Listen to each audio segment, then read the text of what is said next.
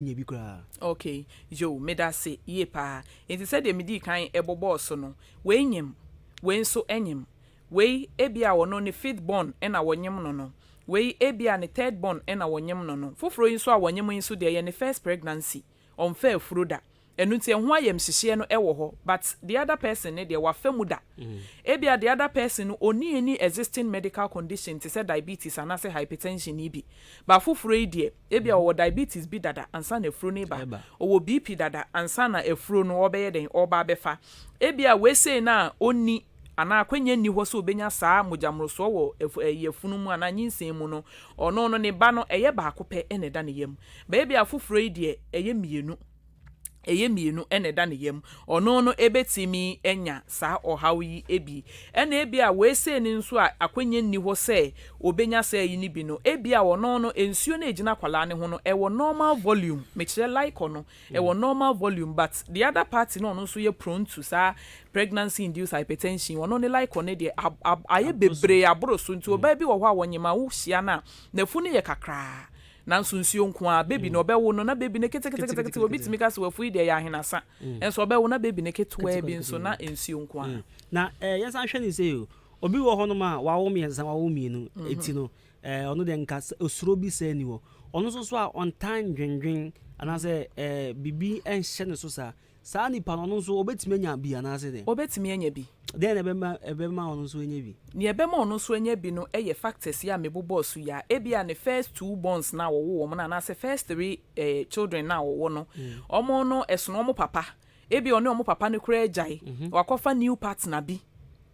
ama sisi ano eye new partner no ne nanyinsen saa abofra we sei no enti osan dwen ni ama bebre se new partner yi kura me ne nanyinsen abofra so ono so be ware me ana ono so be ye me se de ewo ho enti eno so timi ekofa de ba enti we ni de pregnancy induced hypertension de oba bi ofafuru bia timi ye prone at any time at all depending on the situation at hand. Right, ebusia wasu gusa wuti ahenkan 93.3 FM apomodi mre na wasu gusa wuti ene de ye ne yenwuano mo ana se maame mo apemfo ana se emano as a whole because oba bia ye den obetimi anyam obetimi awo na ye ne yomudi nkomo se ne bia nso sabio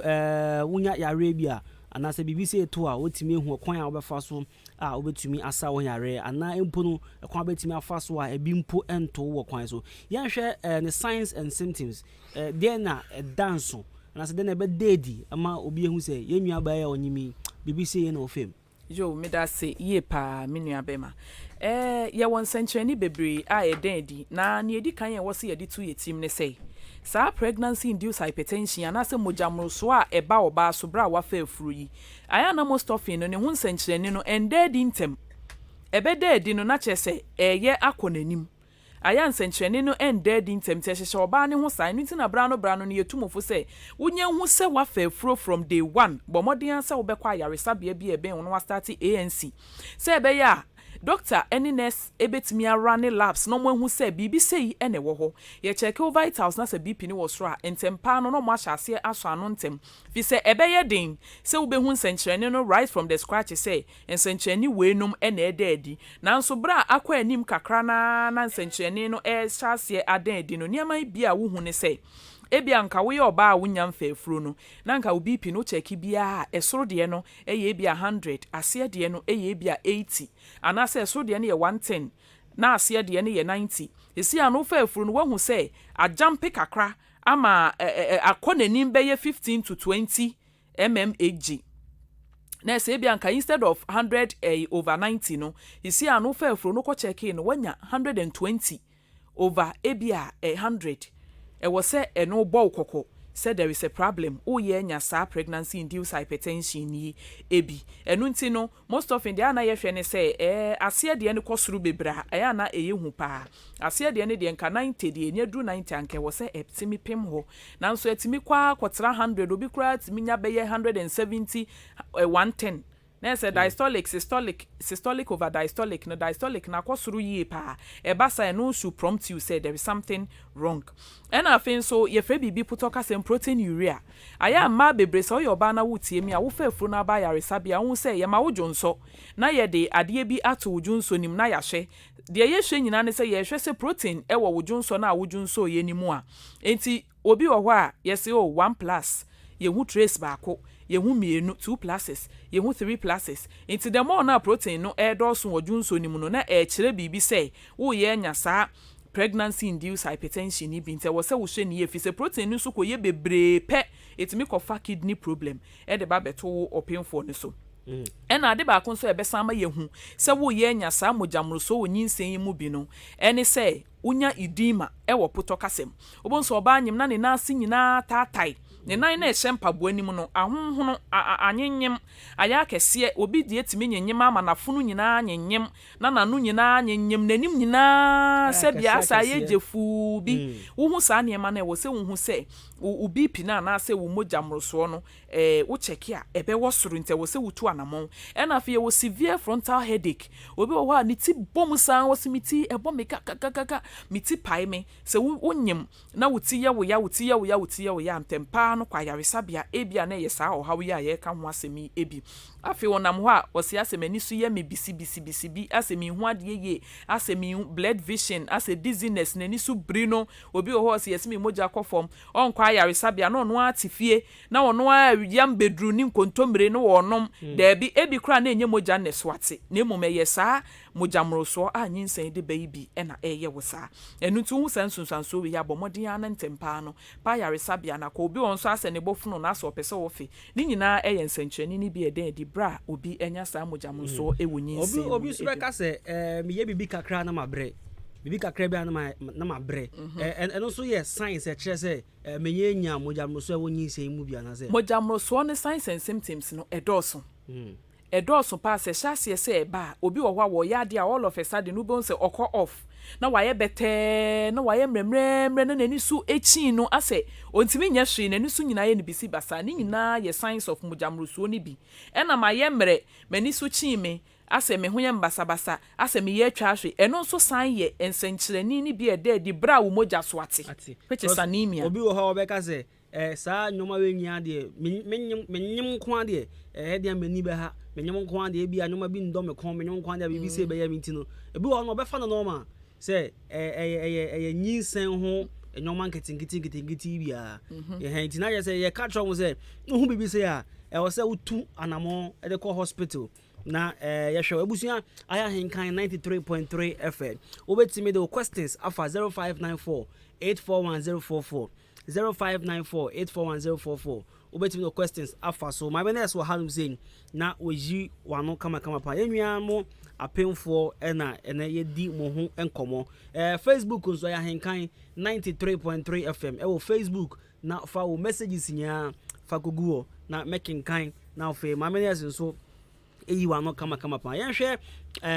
pregnancy induced hypertension yenhwe ne classification ye wo munchichemu bi ana ye wo munchichemu ni edi kan ye wo mild pregnancy induced hypertension ene ye wo moderate ena ye wo severe na ye ka mild no na chese nipa ni BP no bra wo fa afuru no akọ nanim 15 to 20 na ese nka first no cheke wo cheche wo nsa na nka ye bia 190 a sisi anakọ be ye bia 11500 eno no na ye mild na ese nkakra BP no kosoro nkakra ena afin so mild ho no ubehu se ase wo na ase ahase etata yidima na meka ho asem no ubehu se wo hu bi nkakra ena afin so ye ba moderate ni de wo hu se ase de no kosoro mo me ba mo amofre no munya abotransa e be phone na tum na otumi afre but sisi an me pese wo de questions no obetima test ya na wa test da for 0594 841044 maybe your phone na tum my business wa no obey you unsemi say nyina obey anu but in the meantime no test it for 0594 841044 na say ko Facebook na fa Google emre so baby your phone na tum na fa wonso wetima afre mpa cho to asuma yo me patcho ne kasafa mild PIH na ese mojamroso a yenya no bra ya fa afuru ni mu no ne ketuwa mu na eno no chese wo BP no akosoro 15 to 20 enti se na nka first ye check wo BP na ye bia 160 a isi a wo fa afuru ya fe de akoye 115 ama ase de na baba ye bia 95 anase 100 eno no should tell you say wo ye nya mojamroso e wo nyinsem mu e na afen so una se hyase se etatai enyenyem saa eno na ye mild no ye kwa moderate ne nso a moderate no you see say diastolic ne systolic ne nyina no e brise etwam 20 enti mild no e ye 15 to 20 e na moderate no nso e etwam 20 it is nka wo de no e ye 100 e bia 90 asisi na e betwam 20 which is 120 110 na kosoro nkakra eno no saa no wona se betatai mo ama wanimu nyina anyanyem na ne beba beka ho ne se wokona wodwonso na se yede saa strip no eto wodwonso ni mu a yehu se protein no ewo mu pa eno no any moderate no ena ye wo severe PIH no eye mojamroso ayenya no bra ya fa afro mu no ye wo de ano odin yie pa eno ne de na che se ubipi na kwadru be 170 ama ase de no aba be 110 eno no idi ma na se ehonhona na se mpejampeja no ewo ho pa yie afi wo hu se wuti ye wo ja wuti be ye wo ya afi nso be hu se wani so na ma wani so ye ubisi basase wani so chinwu ase wani so ye wutum ase wo ti ahwe eno no ene ye severe one no enti wonya hu sansenchani we nyina na che se ne emu nchichemu no etie eno no enti wo se wutu hu anamu. Right. Obi sube busa say what are the complications? Obeka say okay, minya we say no esunsun so bi a minya no eno so ni. Yo me da say ye pa. Ye wo complications bebre na mom se ye fa mojamroso ayenya ne nyinsem mu complication edi kan pa ye fe no eclampsia. Eclampsia no na ye the first complication a wunya bra wanya saa mojamroso ayenya ne nyinsem mu na wansha nso anu ntem anasa ye so anu mpo ne nuro na ye de ma no wanhwe mu anom na kwa ye kese no sansunsanso ne edi kan ye eclampsia ena ne etoso mienu ye stroke ne etoso miensa ye heart failure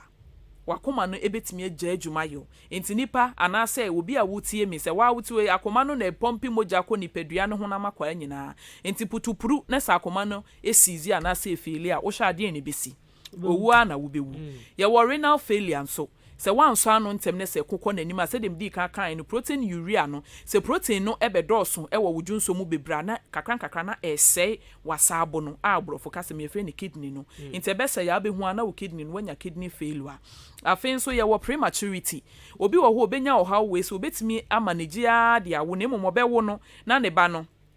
waye kete wentimi anyini yie yade no enya nsunsanso e wa abofra na wo bae ni so ene yesan was still birth na che say wo be wo right ana say ebia wo bre ne kura nuba baby no ebewu ada wo yam nti wo be ko na ebia be ma wadura baby ni beba na wawu eno ne still birth no ena mada na nso etimi ewu right bibi san say to a okowo a obre ana say what's be why your operation obi won wan kasa timi chim na ade say bibi say ya wa wo say operative ana wan kasa timi chim yo me da say e depend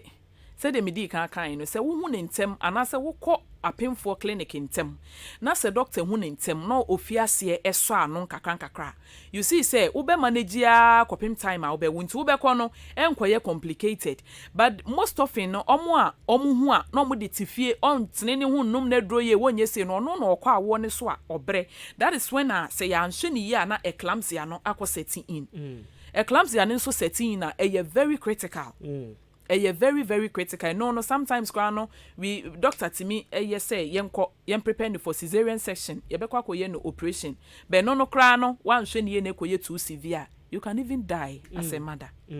Right, 0594-841-044 text message number 0594-841-044 we say me buza say eclampsia no de ade ankasa okay me da see ye pass ye ka eclampsia wa wutie me no aya na ye frɛ bibi etware anase etwere brofo ka sɛ me frɛ na epilepsy eclampsia no ne nsankyerɛni nyinaa te sɛ epilepsy no bra wanya saa mojamroso wo nyinsɛm mu na wanhwa nso anoa no ebɛyɛ kɛse ema afi mada no wo hɔ a na wo fiti wonya seizures ne nyinaa ne ba as a result of saa mujamruso na wonya no bra wa fefu na wanso ano no enti mada ne phases fete saa wonya seizures, that's twitching and jerking of the hands and feet ubon so woso saa te se obi enya etwere no saa signs na mada no exhibit enti basa na se care no anye mo na wanye we ya utimi hwere ne nkwa na bibi saa no unama utimi twato utimi tetone ade eno no beti ato a na chese dizziness na bem wanso ano nti BP na kosora nti wonama ase ne ho ye ne basabasa ase nani so ubehu ana prum yes opinfo na twa ahwe ne ye de ne kɔ ayaresabia nti ade bedura ayaresabia obon se ye gye ne to ne ye de ne to mpaso ade wo ya ne se owoso saa obu brim ti se obi a wanya seizure attack no nti saa ene be ye ne se beto ato aso saa repeated fit no eto aso saa ti se brofo kasem ye fe bibi status epilepticus like obi nya etwere na wanso ano a eba ti se onya fit kakra ensi na foforo ato aso ensi na foforo ato aso ensi eno no na ye frɛ no eclampsia na bibi se no etimi ha akwala no ewo ye funu ebi won ma ebe wa akwala no na obenya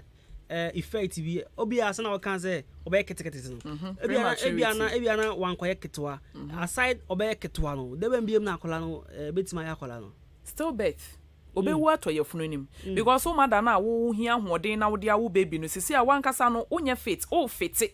onya seizures o fiti santi baby ni nso bre wo ye funu nim baby ni bre ye funu ti obi wo kra na because of this eclampsia no time na dru na e bia wa ye funu ne kwa wo so watchim no ontimi empushi yes enti efeli kakra bia bon se baby no nso hunse nyankopon naturally no oye ne se e wo time bi edu ase like one pae na me kire ensuo no enya pae na se ensuo ne ba e wo se baby ne ye den eba because ensuo na e wo ye funu nim na akwala no edem eda sack mu na wo dem sa no eno an ma na oxygen eno an wo feedi fm eno an na onya bibia ne bibia ma baby ne nyine ensuo ne mu na wo ensuo ne nya pae na chese baby no ontimi nhome nti obenya asphyxia nti akwala sa no kwetimi wo no ye be wo no obeba no wa very blue nti wan so na no ntema for oxygen ni nyama nsisi ni so a obewu right yen hwe apart from science ya o kan che de ben biem science ben biem ne sa ewo eclampsia yo eclampsia no obi a owo saa mojamroso ewo nyinsem mu no ne ebema wo wehu se oye nya saa eclampsia ya ye ka ho asem ye se nipa no obebo brim na se o twa no eniema ebedadi ni bi ye se ni BP no ebekosoro ena se opinfo na mo na ni BP kosoro a me ameti ha yi untimi hu se maami we yo na mo ni BP kosoro kosti wa wutwe hu se maami we yo na mo ni BP kosoro the only thing e betimi dia che say ni BP kosoro ne so obekwa yaresabia ne ebe chechire ne nsa ne ebe hu se BP ne chechire ye no wo soro enu nti na de bi etufo se onyima kwa yaresabia ye hye wo time akọ emfa nye se media meet na fia ye bibiduro ne de ebi ebeboa but kwa yaresabia nso a eboa ena afin so protein na ewo ne junso no mu no wo check bia wo be se plus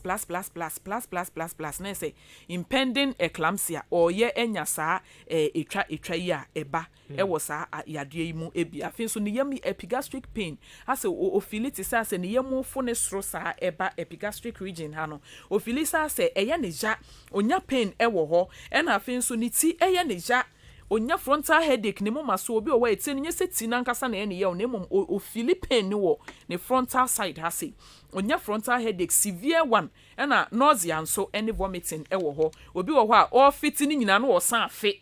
obe fisa fit ne bebe mu no bon se o fi ne bofuno no wo de me bofuno me nti so opinfo bi begina wo nchen na ofi ase me bofuno me na wa start no wo fi ase miti me mama so ha saa na ye meja meti se ebo pulsate o sha se complain saa de na wa wutie me no me pa cha otiefo bi a wutie me no hwene na ase hwenanim wo hwena ne na ase na nyenyem saa ne nsa na nyenyem ne ye wo se ekire wo se nipa no wo mojamroso ewo nyinsem mu ebi nti ofia se complain saa pe entwentwen so kra fa ne kɔ ayaresabia enti saa wanhwe ya ne ensese esi no ena ebesi me pese ye hwe edidie mu zoom omodwa ne die obi ho nyima bibia bi obedi o se we adom kon eduane a apemfo di nsu timi kosi bibisi ana yo medasi ye pa menu abema say ye hwe causes of PIH na ye pregnancy induced hypertension in general ye say women from low socioeconomic background eno nso eka ho unse obi a sebi ode ne ho anase wo na adwuma papa bi ye na owo ne sika kakra odidi ye eson se nipa ne go in for junk foods obi wo ho a odidi ye ene ye obi num so wo ho a wo mu ne sika de but wo mu didi ye ene obi nso wo ho de a nyinsen na akra wo nyinsen ye no wo anya be ma mfa ama no adwuma nso a wonye bi enti ne obedi kura kɔ ne yem no edin enti ebasa ema baby no enyini ye eno ne wo ho ene ewo bi nso wo ho because sika ne wo ho na owo access to everything ti odidi basa aduane obedi enam obedwe srade nam obi timi ka se me de menyema fried rice nko na mepe obi timi ka se me de menyema akokɔ aya roasting nko na mepe me de menyema enti ase junk foods no ebe dɔɔso ena hypertension so ede ben na ede hypertension eba e wo se ye hu se ye hwe causes of hypertension na excessive meat intake eka ho sradenam bebre no eka ho ena sa sugary sa fizzy drinks no mne sa niema no into your pain for you have to avoid all those things. You have to avoid smoking, alcohol ni nyina timi kofa sa mojamro so wo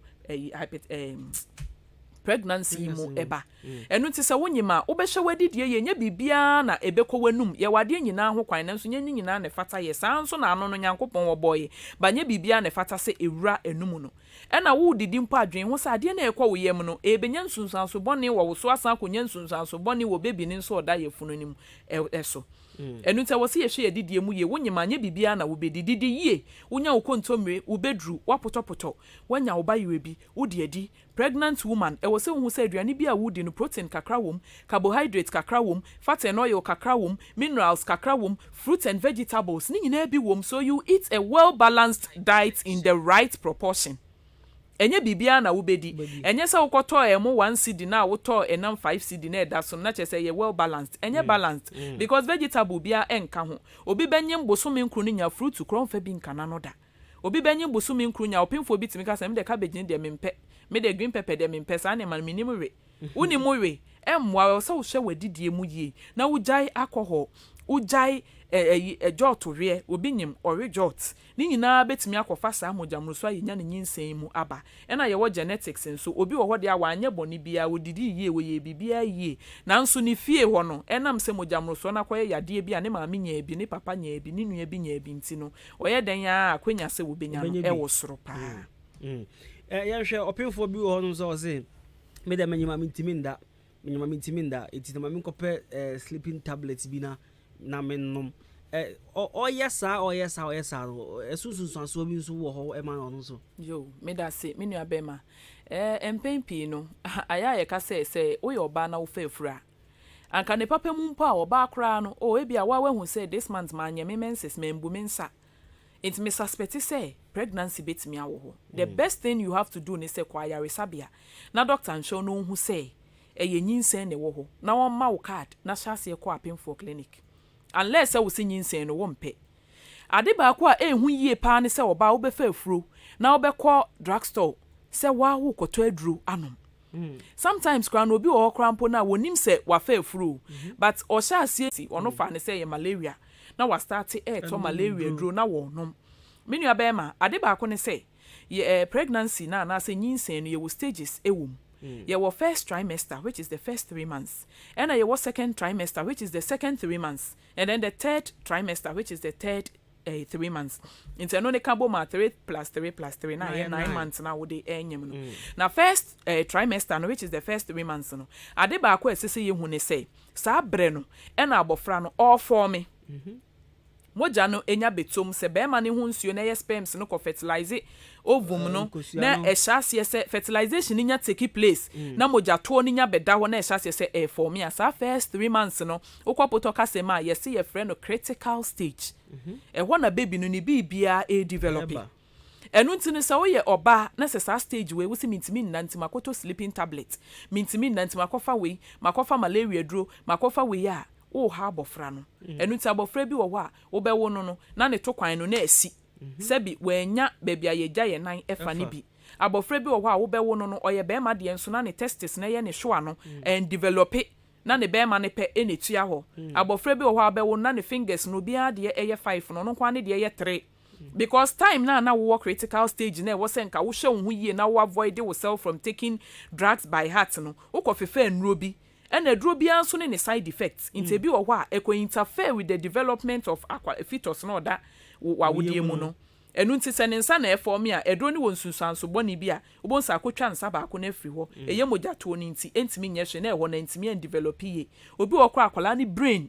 aduro ni bi na te se sleeping tablet ya wo ken obi si mikoto blue mikoto we na wanom onom a eno no eya adwene no nti obonsa akwala ni brain na form no na aduro na ko deform ne ma wo ho nti akwala no be wo no wanye mentally retarded a na wakoye autistic child wanye autistic a na wakoye mongolism na waye bibi basa bi enti yema ye ni nkwo ho pa wonyima ento aduro basa fisa yaresa bia kwase wo kwa yaresa bia na se wafa efura first 3 months no sometimes no malaria kra wo wa ye mma wo malaria dro se nom da ebe na kosa akola na dwen ebetimi akosi bibia nti first 3 months ye mma malaria dro se nom da but omo wo other options are omo ebe rather than giving the anti-malaria right after me say yes ambra back to eclampsia ye di hon common ye hwe the causes there na edeba yo eclampsia no the main cause of eclampsia no pregnancy induced hypertension no eye mojamroso a yenya ewo nyinsen mu no na ne ekofa de ba ne say either say ye ka kire wo say wanya mojamroso bra wa fa efuru no wa nhwe anso ano eno ye number 1 na say not managed PIH eno wa manage ne kura secondly eye mismanaged ye ma waduro nanso eduro no wantene wo ho ano once no one me de do ni ma na de akogu ye wa pimfo bebra obewo 9 months na wie no wa drug store e wo ni wardrobe mu eno no gipe no de akogu ho enti wa manage ni yie ene ye san wo se eduro na ye de ma no entimi ansoso PIH na no eno no ni the main cause of eclampsia no right afi ye san hwe BBC obi wo ho no ma wo se mafa ye fun miso manage say metra bontia ansama kodem obi wa beka say me kodem a o hyew nti obi wa say nka obi a wafa ye fun de hu hia na say eye say obetra bontin say me gi inframa kakra ansa na me radem yo me da say e depende baby a wote e depende edan kura wodem me nua ba na say me maame ana me sister wotie me wafa afuru wo say ehyew de o tena bontin number 1 efro ni nya be ma ehyew ne de beba because onko a wote kora na ehyew de na baby ba kwa san be kam ho eho ahoyira eho ahotete ehyew ne de ebeba na emom wo dem ho no de enti na wontimi na wo dem ho na wo nso fan kakra bi na wo nhye wo dem ho saa abontin na wo kotena no ebi environment na wo tene kora enfavor entontom betimi awew ama wakonya malaria in pregnancy malaria in early sizes anase pregnancy etimi cause abortion se wo fa afro na first 3 months unya malaria ana etiridi yade bi wo ma akwanya se wo baby ne be sei no e wo soro pa nyinsen ne be sei ne wo soro enu nti wo fa afro a internet na bonten basa secondly awon so betimi akomu bebre isi asa wo hwe weda ya yewo mu ya awo ewo ho ensuo totototo nkakra na wo sori opinfo na wo si abontin wo betimi anya pneumonia enti mesre enya advisable se opinfo die wo betena abontin se me tena abontin because e hye de me mesre bomoden na pefan ketewa bi na fasi wudem wo so a fan nso hwe se enye direct ewo wo so na nkofa pneumonia bia amrew wo rotate ne kama na etwa ne ho na ekoba nkakra saa eno ebeboa ama bibia etimi aye kama rather than say wo bepia ba abontin na wasan befa two troubles one god enti eno no right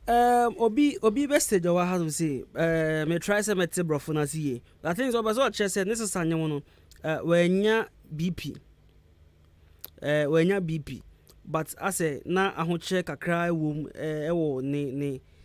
health condition mu ya de nti wanya BP sa na nso na ne health apomudi ni shenya papa sa no eno sa na ase che say den Eunice thematic say person met brofo na see because me make chawa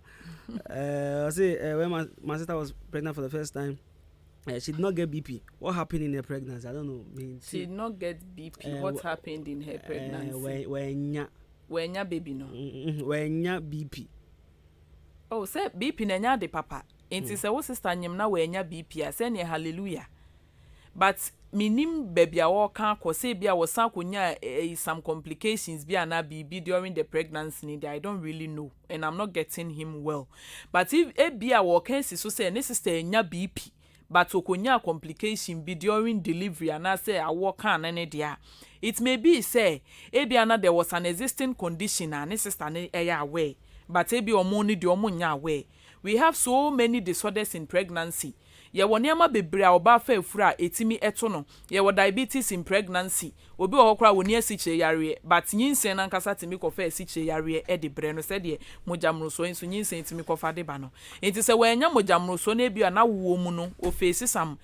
critical issues bia it may be say ono ankasa no owo na condition bi before the pregnancy and na say enye hypertension though but it may be say na diabetes bi kura ewo ho anasa de fufuru bi ewo ho now maybe say ye share complications of I can't say eclampsia no okay yes ye share ne complications are eno so edeba okay me da say ye pa eclampsia no complications are edeba stroke eka ho mental confusion eka ho because one say sa fit na ye ka no eclampsia na mainly seizures and as a fit enti fit no wonya fit no say seizure bia so beba is related to the brain when there is an abnormal electrical discharge na che say nuane nuro bi wa adwen ni mu a wo se epin da bia na adwen no etimi bo adwuma ma nipadua no na bra saa mojamroso yi ba mu ya wo fiti afi saa hormones na say enuane nuro na adwen ni release no due to pressure ni we na e wo so nti akoba more than ne sese eba enu nti na the pressure akoto brain ni so it one way ye cry after say eclampsia is won to cry one way abetimi anya mental problem any ye wo renal failure which is the kidney failure any ye wo heart failure ye will liver damage umrebo nso betimi asay cry from this eclampsia yi any ye wo maternal death ubewu mother no betimi ewu sese ya and a still birth se wo mother no wenwu a wo baby ni nso oda ye funu nim no betimi right mama callers no na say listeners no embrace mu na almost one or two questions almost mbusa ba cho betimi afre 0554 820910 0554 820910 hello good afternoon me ba cho frost na ka se free taxi driver David Ba me ba cho my nti we yeah the about no e back no you am so magic correct and the thing is that one obanyum na say bia enya be 2 months going 3 months na sebe bring sia afin hye mo dia nyin sini timi say ana ba kono no okay na so esaso bi mi say wonyam na say bia odi on nom drink say lucozade more sana and so it mean infection one so ana I think it sound all right David Ba obey you ano hello good afternoon your friends are free good afternoon konini afternoon asane comfort mami ti it is say be said dog say apart from so wonyem no dances and so no kana benya wonyem so utimi nya na se wunya like say wonyem so a utimi nya sa yare no bobo na se unya okay mati sa wonyem a unya na se wonyem na nkwana e say unya hello good afternoon your friends are free hello good afternoon yes boss your friends are free I FM Gima right it's you meso me kan say menyem na me no bi na nyem na ai nipa no ko also to kesim na am ka tell me say me ne oba no moja nhia nti say akwa no be yi dia de say ye ba wo pani bi eno ne bon na mi Africa kla nti ase me mane ba be yi bibidura na etimi eye to ko wo kesim a bibia sensi na me bisa ma me na say bia bibisa one my dear say anyim bi one be cha kokko fancy so bi asaba okay our ha obey one me ba cho mama free test number no free 0554 820910 0554 820910 and I say 0201944485 men free test number me pa chop wait me if you say questions ni bia no yo me da say ni odi kan no o say or painful our be 2 months 1 month 2 months so only no edi mpaso agro na ano odea e betimi ase nyinsen na na me nua bema oba bi kwa ho fa afuru first 3 months kwa ya na onye comfortable eba mpaso agro dia na emom se wo yire ne ye comfortable na so betimi ne wadi mpaso agro a mesrew na wanya abotre e dia ma no fi se first 3 months na emoja to ene de menya nye nipa kra enti no se wa nto obo na gugugugu den sa oba bi wo hɔ a e bi kra na se hɔ no ne cervix no enye den sa obi wo hɔ a ne cervix no emre wo hu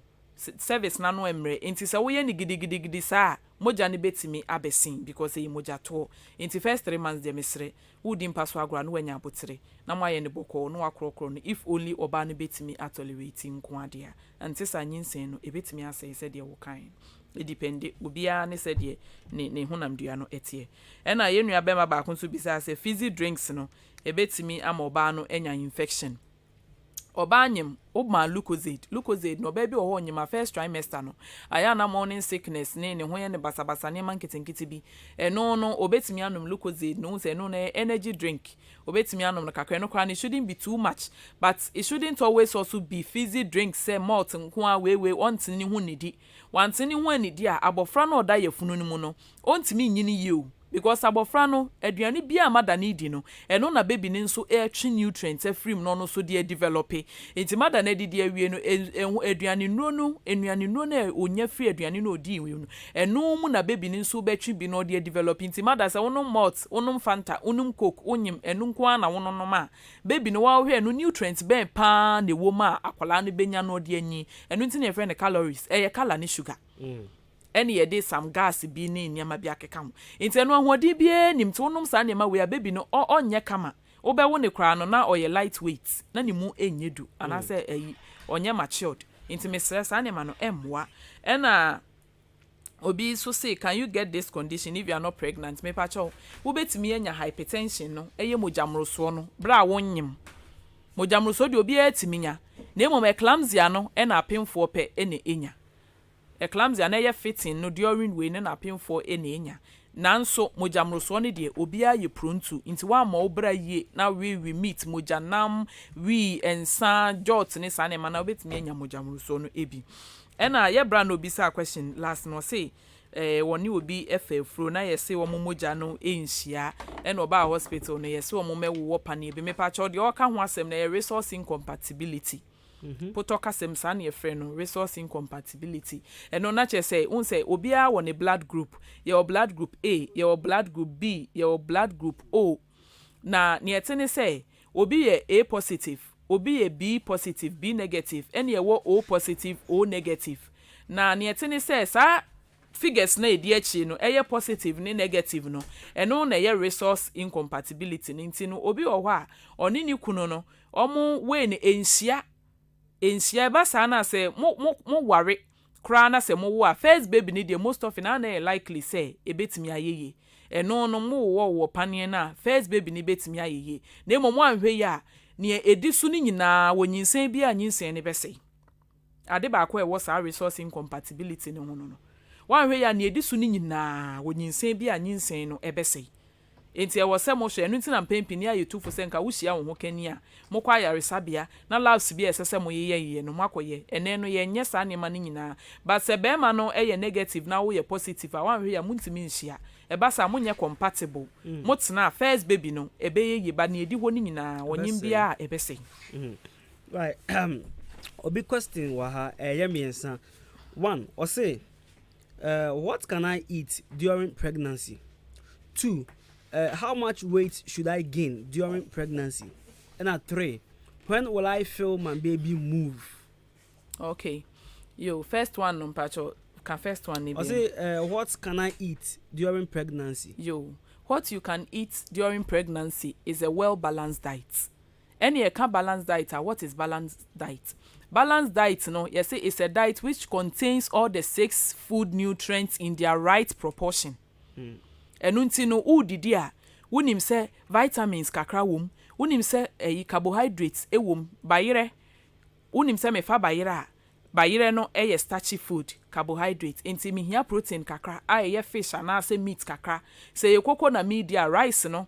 starchy food enti wo say minya ebia milk protein kakra edeka ho wo say minya grains and cereal say bia menya nkate kakra bi egum wo say minya sugar kitwa bi etum wo say in a day no me hu say my stew oil kakra ewum fat and oil kakra wom mawie ni nyina no wo say minya fruits bi na midi wo say rice na midi ni me make sure say vegetables kakra wo so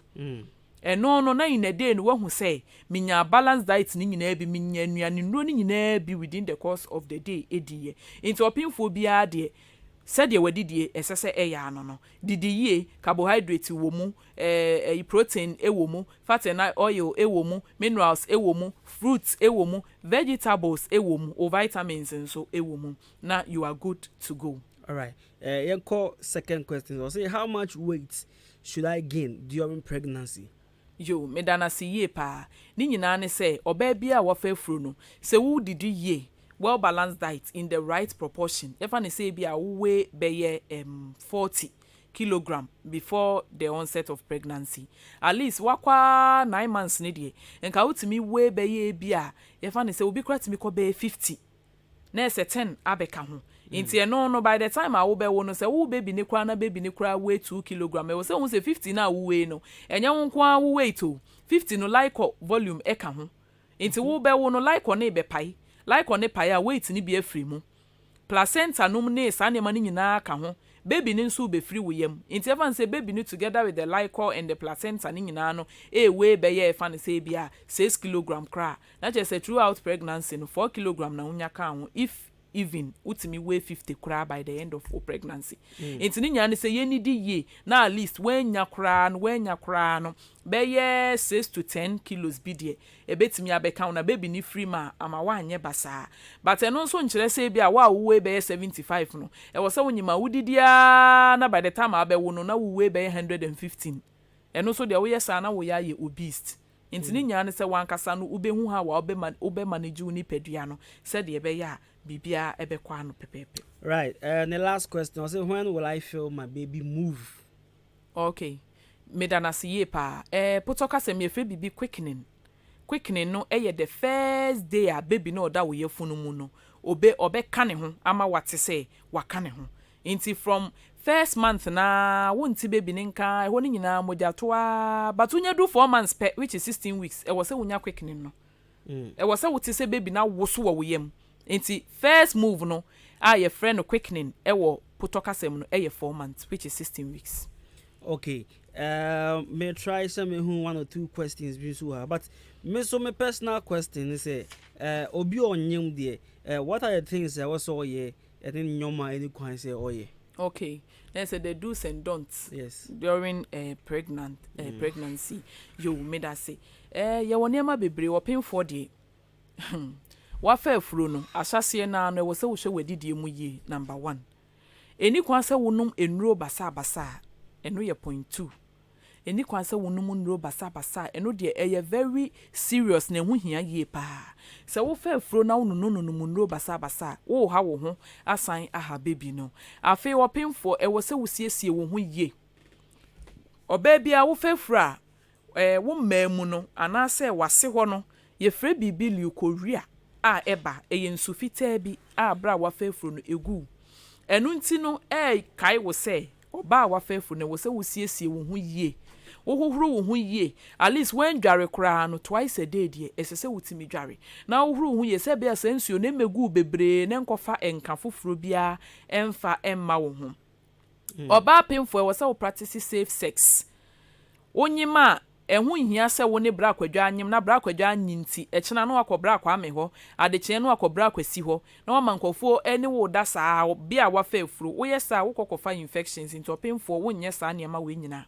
oba pemfo wadu second trimester latter part fancy 6 months no e wo se wo hu ntade hyemu eyie ni kwansa wo sha tade e be fiti wo bebre oba anyim no akɔhye trousers pampe no ahye top na akyekere na fui saa no ono awo bre no wote so oba pemfo e wo se wo pamatade kama loose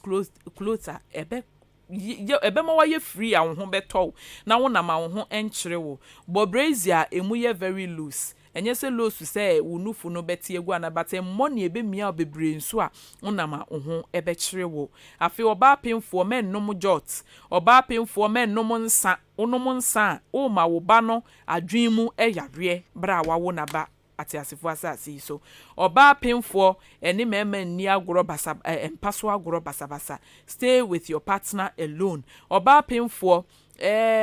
eniema bebre wo hwa ni kwase wo ye entena wo se enne the whole day opemfo mindware me twen anwumre ni madware wo ye sa emmoa siesie wo ho siesie wutiri ho ye na wo ho etimi aya akono ama wo kunu. Right. Question me so what or say can a girl have her menses when she's pregnant or sorry if pregnant occur within the first month? I think so that's so only my first month based on menses ana. Yo me da se empempi no ye binom ka se menye no na mesan bu mensa me pa cho eno na nya nsebu. When there is pregnancy nsebu obia eni ho because during ovulation no kosua na beda ho a prepare train be ma hunsuo sperms no na sperms na ba be fertilize kosua no sperms ni nya fertilize wi a already no baby na be form inti no kosua bia ensan ento mabie but what happens ni say botoka se me fe bibi threatened abortion no nyesa abortion se bia nipa na akọ threaten se wo you but ade na nkasa no nyinsen na ba wie no bon se moja nkitinkiti bi egugugugu na for the first 1 month getting to 2 months no no ebi wo hwa nyinsen ni timi gina obi won so yesa na etimi se nyinsen but most of in nyinsen ni gina ene no ne ba manche etwa nso a emabiem inte no ne nye menses. Right. Right. Obi message of the buy. Ofani di amba ba menyanka me born number no. I say I've been having sex regularly with my partner, but she's not getting pregnant. Not just where the problem if you no and I free oba no. No dear, just so mo kwaya resabia na cause the wuni made ba ko ye wo ma ni bebre nso wo hwa. Ebia minim ebi onye ne ho ade. Enti onye ne ho ade sa no obi ene mema no obi timi ka se mpese wonye mansama ware. Oba bi nso wo hwa won se ne o won so onyem kra won ware nti obi bebre na ye family planning na siu. Ba be ma ninim se wa ye family planning. Ena ye oba ma bi nso ohun ne ho so obo adwuma pa but seriously ne ho nsuo no enko ba bia. Enti ne omo mienu ne nkwa ya resabia na omo nko so ne natena che na nyinsen mapa dia omo nko no mko. Right, number be fresh ye de no be last caller yen phone no nkwa na fe. Oti yanka good afternoon your friends okay everything. William Bato David Ibania master but obi sin bisan man say with the mother room service say oba anyama na say unso oba ebu a otini ka say ebi amenyama una be hu say the one me da bu say say like Matias, I don't know, and no, but so besides, I don't know, I don't quite a bit of who say, no one done it, and I say, you were simply super good, to my who say, no one done it. Okay, I never see him. Okay, I say I didn't ever see you. Yo, made I say, Minia Bema, oba fair fra, and sencheni bebre, and a daddy. Near Dick, I would be when he said, Ninsa Boni Betra, Emma.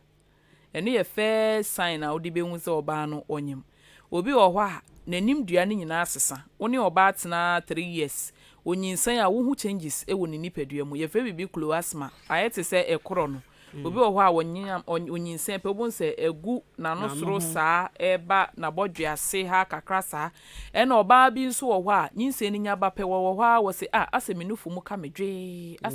ka medwe obi wo hwa eno ano tingling sensation in the breast otiminya saa de nufu mu ka medwe na che se nyinsan ewo eho e na oba bi nso wo hwa ni nufu hihye ni nufu mu yedu nyinsan ni nya ba ya wo feel se ni nufu no emu ai heavy e na wo ye be man so a se de menuandi kankan na ye no kre oba bia fa fura na se ye hye enti da bia woni ni hia wo se ase ho ye normal but the moment ani be hia be se heat surunku bi aba na se ho na ama bibia aye kama no na che se nyinsan aba obi wo ho obe fefe nkakanka obi wo edura no pass wa mofo edura wi na ne ho ato no morning sickness obi wo a wo se me bofuno me obi wo ho a me ho na ase eye ne te se wo nya malaria no but na enye malaria na nyinsan. Right. Your last question, your time as what to pan here at ni power. But your time on so ye. At to pan here say 220 pacho. Right. My question way was say how can I tell if the symptoms I'm having are normal? how can she tell if the symptoms she is having is normal in the sense maybe I think it's all kasa about PIH no one maybe symptoms no obey who say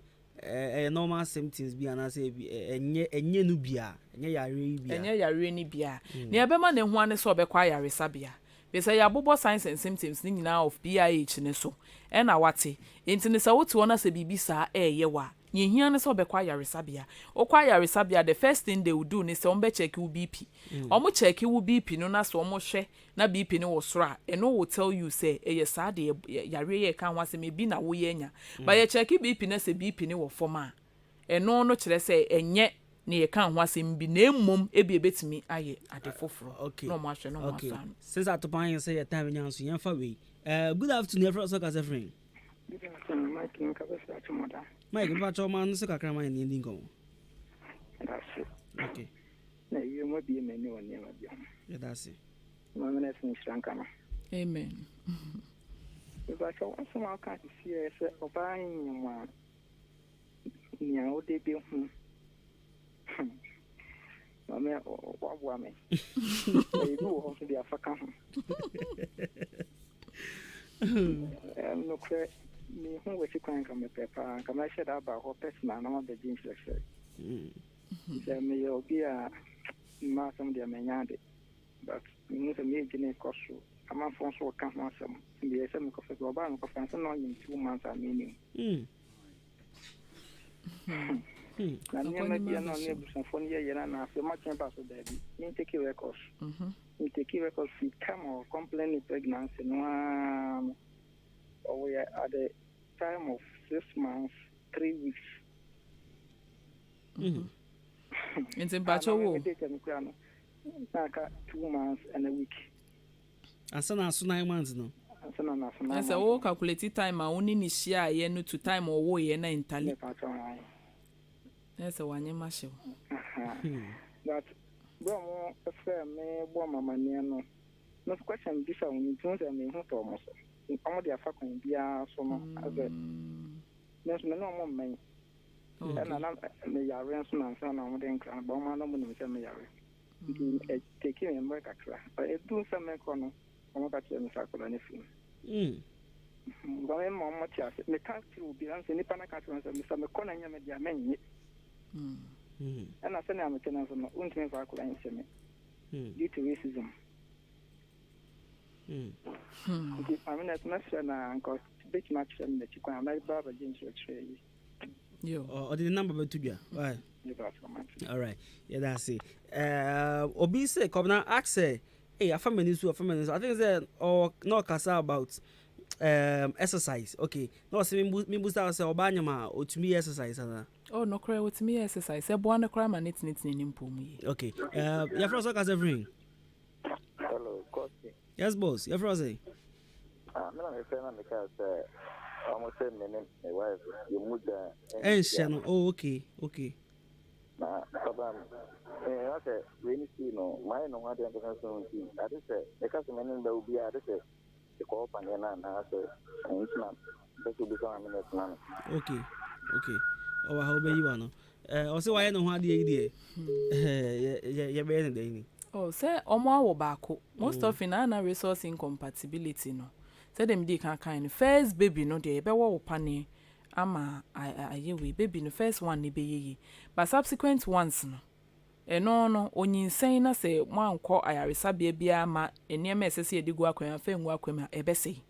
enti no omo betimi anyinsen na emomo no omo modern aso ne be kwa ayaresabia na omo be kwa ko hu doctor na wono de omo beto obe counsel womo na afa die ewo ho bia no wa kire womo se de be ya nyinsen ne be bia omo be ko ayaresabia na duro bi esese oba ne fa no wa fa se be ya nyinsen ne be gina enti sa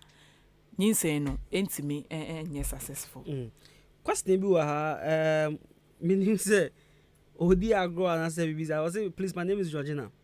Right, obeso who say o wa kola na sebe ni tisu a dey na dey sa problem ne ba. Yo me da say ye pa most of na ye twi kasem ne ye say asram. But ye ba putoka sema hydrocephalus. Accumulation of fluid ewo nip akwala no etrim. Inte yare kese pa. Ase wanhwe na wanso ano ntema. Abofra ne timi hwere ne nkwa. Empempi ne yesi asram ena ne maamenyim no didi wa bontin no bi de ma no na de bibia ne de spiritual. But enye spiritual. Puto kasem na hydrocephalus eye condition a eye nkwala. Ensuo na agina ne brain nim. Into most of ni omo ye ne say obi a ebi ofifia sika won kakra na say itimi ne kwa yaresabia ne de pane aye ne ye drain fluid no every nitim ne ya hye no. Right, mama fuck away. Ya frost o kase free. I am Georgina, make a first time. Georgina, okay, eti. It's a person who does dog is saying, the offer situation in my now. It is a fair planning. Neni. Okay, or how obey you on. But on any night day. Oh, okay. Hello, good afternoon. Hello, Jinaso. Hello. Yes, yet you. Your first say kase free. The dancer, I'm a Casabia Timoda. No, so I meet you. The same bizarre, I mean, is a then I see na see your bapa your phone. Nothing, Kalani, you know. Bakutimi, Pigina, Nabakutimi. Okay. But what woman na say your phone muna na ba? No, like during 1 year for 9 months. During birth for no.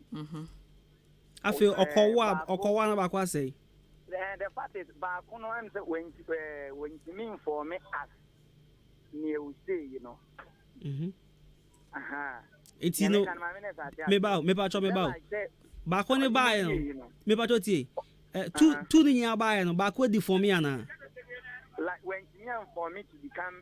back on. Okay, nipa. My back to me for me, I will not be baby. Okay. Okay, right, that's it. Obey you one. Hello, good afternoon. Everyone so kase free. Good afternoon. Me pa Georgina, me asabe bi. Okay. Now obusa say akwala ni na ye den. Asa like neni ba kwa ye kesesen ba ko. Ba kwa ye kesesen ba ko. Okay. Asa like yeah, obi asa hu na asa o shara asa atela and asa me show me baby. Oh, okay. Right. How obey you one. Why? Yeah, that's it. Message be about say, is it possible to be pregnant and not know it? No, ebi mutimi ka, but I don't know why oba wo be nyinsen a won. Because nyinsen wo ha menses emma. Into the moment a be miss period ne de wo se hu say nyinsen e wo ho. The moment a won se buo ebetwam a ama ne de wo se hu say nyinsen wo ho. Into be de na wo be nyinsen a wo be hu say like wo hu say wonyim. Okay. Me ba questions ni me one man answer na. Yo me pa mate atopan so etiti ni pasa. Yo mate. Na o say mojamroso wo nyinsen mu no ebetimi a affect abofra nani ana. Mojamroso wo nyinsen mu ne yekeka nsonsanso bebre say bia abofra no ebewu atoye funima na obeba no na lightweight ana say prematurity ni sa ne ma nyina. But nani ne de say abofra nani enya problem it may be say madane kwawo no wo sexually transmitted infection bi. Titil syphilis number 1. Say mother bi was syphilis na wan treat ni ye. Ana say sa gonorrhea ne niam yi bi. Na say wo baby no baby na eba na say infectious insunsio ni bi no eso abofra nani a. Etimi kwa cause blindness. Into ye lucky na blindness na mema. Na say nani no akoye sa. Enti betimi aba say STD bi na kokko say sa na nye necessarily PIH bi kwa madane kwa no ni hypertension but we ni ba nani ayesa. Enti no PIH timi cause. And most of STD ne cause. And most of obi wo hwa owu baby na ye say yemfa first day no yemfa chloramphenicol eye drop enso baby nani so obi wo hwa ye ka so nkota wo so niska onkoto. But okokoto na se de sa eye drop ne so baby nani so pe yare bia wo hwa eyi free akwala nani so wo enti obi wo hwa onye na afia akwala ne benyi na akofa nsunsanso bone e de abere no enti ende nye PIH na bia STD bi na na ewo ho na ehun nsuo ni bigu baby nani ena yebnua be ma ba ko nse multiple baby ba ko di for me ba ko anyeye unsese ye hwentafo asem kana ye wo Siamese twins kra wo ho ye betimi awo na omuti na ye ba ko na omofom no aye nipa mienu ase ensa ne ye 4 9 ye 4 but etire ba ko ntimi anye nansi akra babies bia na ye de omo ba online se omo piska e de akọ separate omo no etimi si baako betimi afọ me baako entimi emfo me ni nyina depende madano na didiem ni bibia na ye sometimes kwa no is unknown, the cause is unknown. Ebi wo ha wo ne de ba na akwakoba na ebi won so ye hormonal imbalances na akwafa saa ne ma ni nyina e de abanti nya ne se nkopemfo bia no nyame wo fefura abebọ mpa se nyame beboa because uni ma de a ebe free weyem ebeba na nnuro basa ne nso kwa atimi ekọ sesa ne ma we nyina onyem no ofefe nnuro basa inti anka abofra baako na akoka abofra baako na deformity no abem. Right, yeko.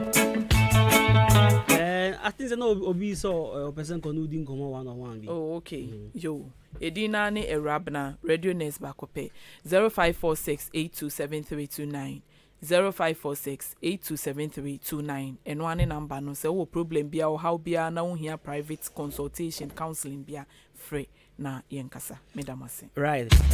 Abusha ya do bia say onyamre DTA apomodemre nyapopon ya do ma dasene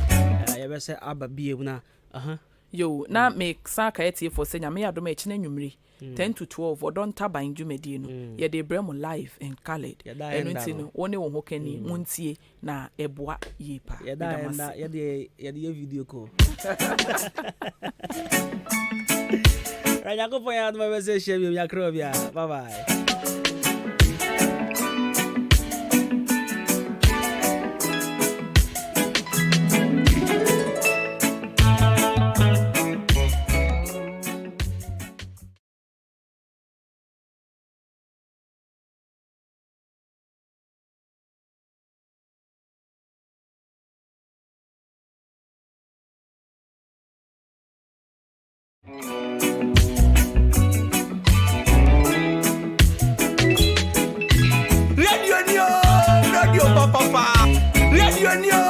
Radio Papa. Ahinkai 93.3 FM.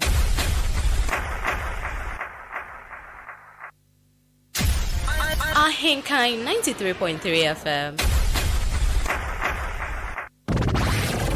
The station with the best music. Best music. I love the music. Best music.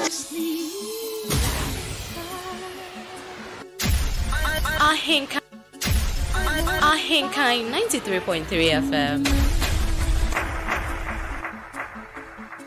As I look in your eyes, I hold on to your body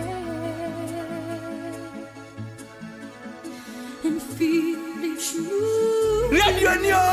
Radio Papa. Radio Papa. Abozike. Thank you.